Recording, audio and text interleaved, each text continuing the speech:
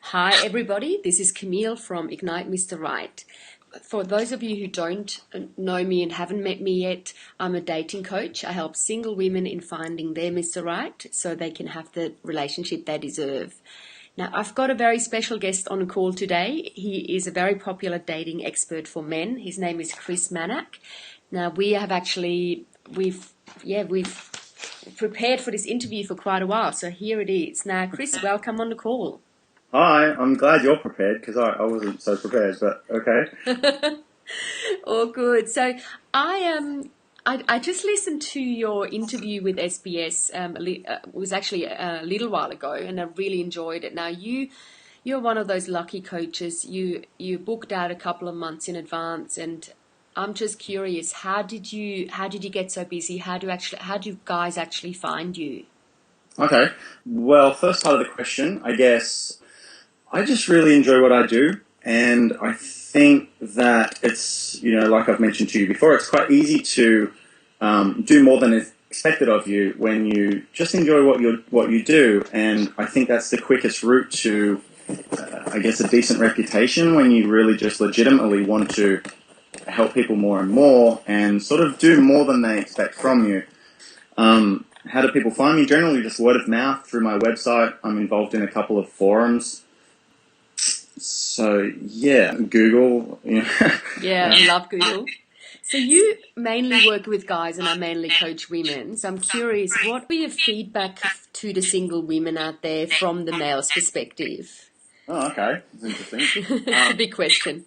How so? Like anything specific or? Well, with how you perceive women out there, and a lot of my clients are women in their early 30s, mid 30s, and they're really looking to find a suitable partner, but they is there some things that you feel like they might need to shift a little bit from the guy's perspective? Something that just need to be more approachable? I would say, look, primarily I would get that appearance up to scratch. I mean, I feel bad just saying that, but the better that you look, the more attention that you're going to get. So, obviously, just look at the way you dress, look at the way you style your hair, anything that you can do to be constantly improving. Like, always be looking for little things to improve yourself. Yep. Also, I guess your lifestyle. I think there are a number of places in the city that you can go out, and I think it's just a matter of getting out there. Really, I think when you really, really want something, you will find ways to make it happen. So it's going to be different for every single girl. Like you might have one girl that goes out a lot but doesn't meet anyone, or one girl that goes out a lot, meets a lot of people, but none of them really click. And another woman who sort of stays in a lot and she doesn't meet anyone, and someone else who just doesn't like going out. So it's going to be different for everyone. But I would say really just get on the path and just don't give up. People, I mean, we do kind of live in a bit of a almost a bit of a victim mentality society, which kind of people just assume that the world has not done them a favor, or that the world kind of maybe it's hard, and like it is. But if you want something, just don't stop. Put in the time to get it. Any girl out there will very likely find someone with the right mentality. If she knows what she wants, and just kind of, I think there's a bit of a difference between wanting something and actively pursuing it. Yes. So rather than just kind of going, oh, I want an ideal partner. I want this. I want that.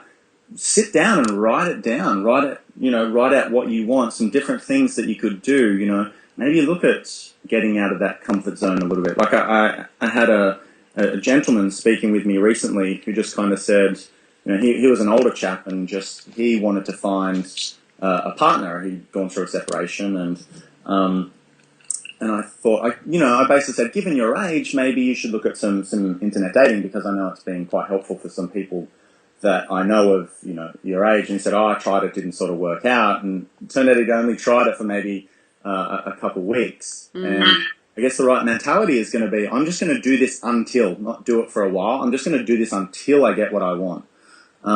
So basically know what you want, write it down, really have that positive and action-taking mentality about you. Really find something inside you that just won't give up. You want it, you're worthy of it, go and get it. You'll face some shutdowns, you'll face some hard times. It's not like you're going to walk out and he's just going to approach you in the middle of the street and, shabu shabar, it's done.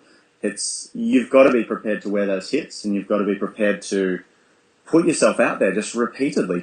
Everyone who's successful in anything has failed so many times. Spot on.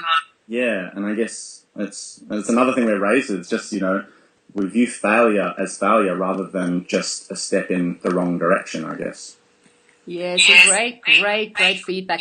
Now, I am aware that my voice is echoing a bit, so I'll keep my questions really short so we'll get the most of this interview. Okay. And I love what you're sharing. So really, that's really valuable. Now, and you mentioned around the physical. I guess also I'd like to add to that men are drawn to the physical first, and it's not a bad thing. That is part of being a guy. Would you say that? Would you agree with that? You are drawn to the physical initially. Well, yeah. I mean, I think it's one thing that I don't. I understand it, but one thing I don't quite like is how, I guess society looks down upon men for going, I like attractive women. It's not like men have just woken up one morning and gone, you know what, I'm going to prefer this over someone else. It's just, it's a biological drive. We can't help that. I mean, it doesn't make us bad people. It's just kind of the way it is, I guess. I mean, I guess it would be the same for women, and a bit of, I'm trying to think of something that's cliche that women like, I guess. Like tall guys, or, tall, dark and handsome. Exactly, yeah. Yeah, it's not, a woman's not a bad person because she prefers a tall guy over a short guy. It's just a sort of a biological inkling, or finances, having their finances sorted. It's very easy to kind of go, oh, she's just money hungry or something like that. No, it's just it's another biological drive. Women have that security switch, men have that physical attractive switch. And I think every woman's got something that she can accentuate, be it her eyes, her hair, her body, her smile, something. Everyone's got something beautiful about them, I guess. So. Yeah, spot on. So I'm curious also about your journey, and that what are some of the things that, you would have met many different women yourself over the years. What are some of the things that you are initially attracted to in a woman? I would probably keep it down to only maybe 4 or 5 things. Just there's that beauty inside and out.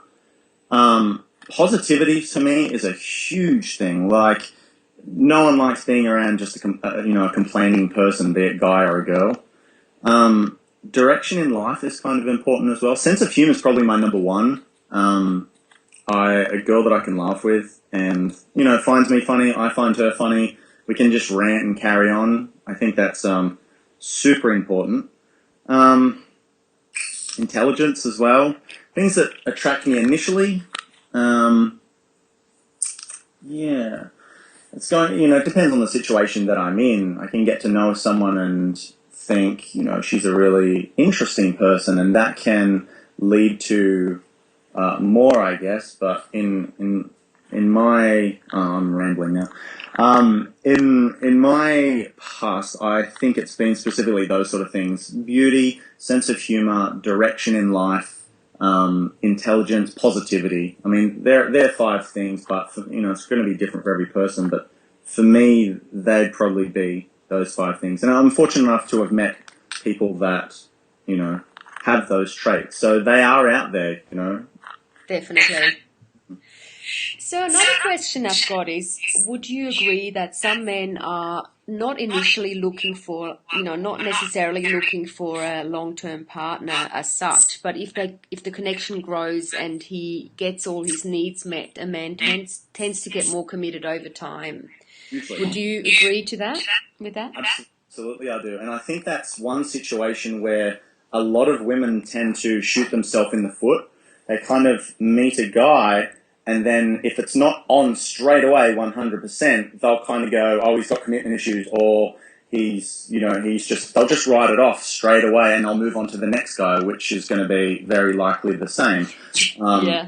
No, and I've felt this myself, where you've met someone and just kind of gone, we're in that place. Let's just hang out and date casually, see what happens, and then within a few months, a year or something, you've fallen madly in love. I mean, I think that when there's no pressure at all, things very likely become more. When there's pressure from the get-go, it's almost like both men and women, I feel, need to be perfect. Things need to be perfect. But when they're not, you can just go with the flow. And if things aren't absolutely perfect and fantastic to start, they evolve over time.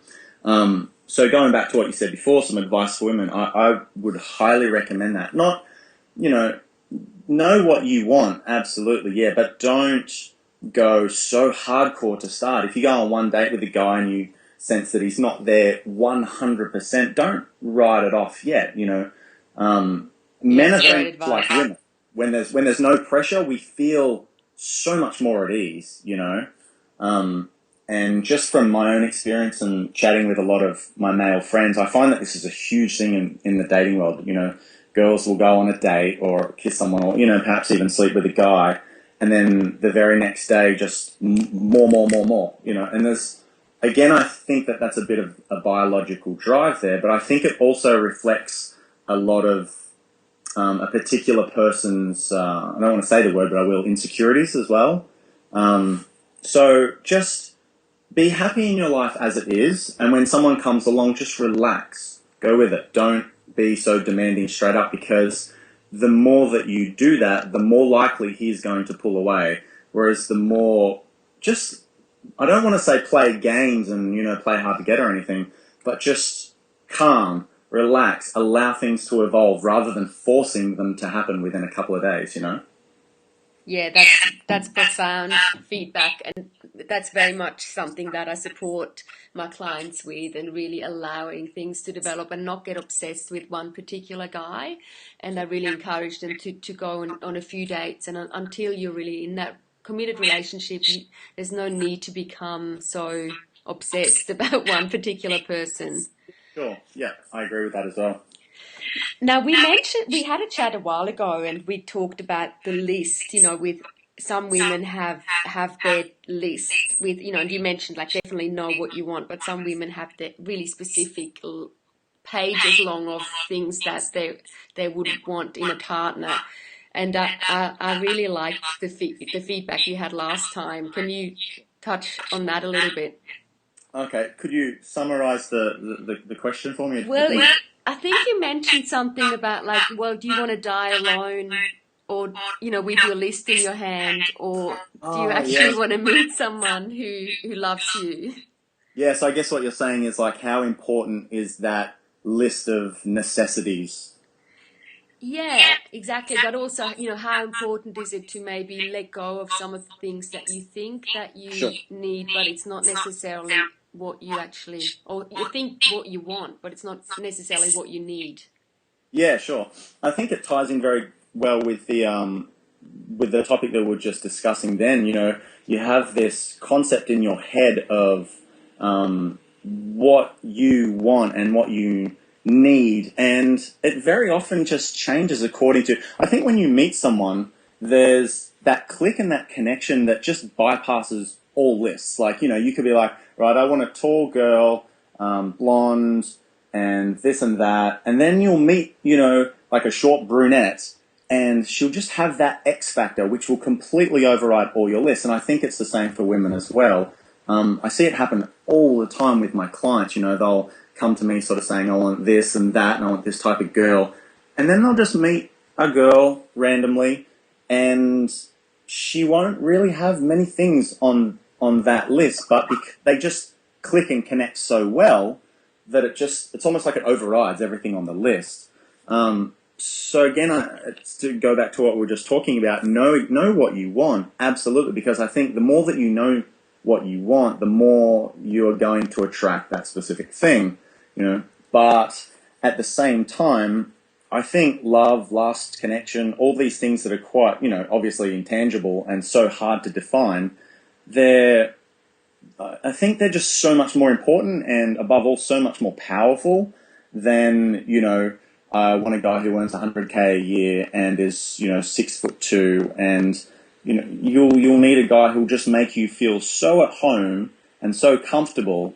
And, for you to throw that away because he doesn't earn 100K a year and he's not 6'2" with brown hair is just stupid, I love it. Now, how would people find you? Like, what's your website? How could they get in touch with you or ask you out for a date? Ask me out for a date. I didn't know it was coming to this. I would have prepared myself more.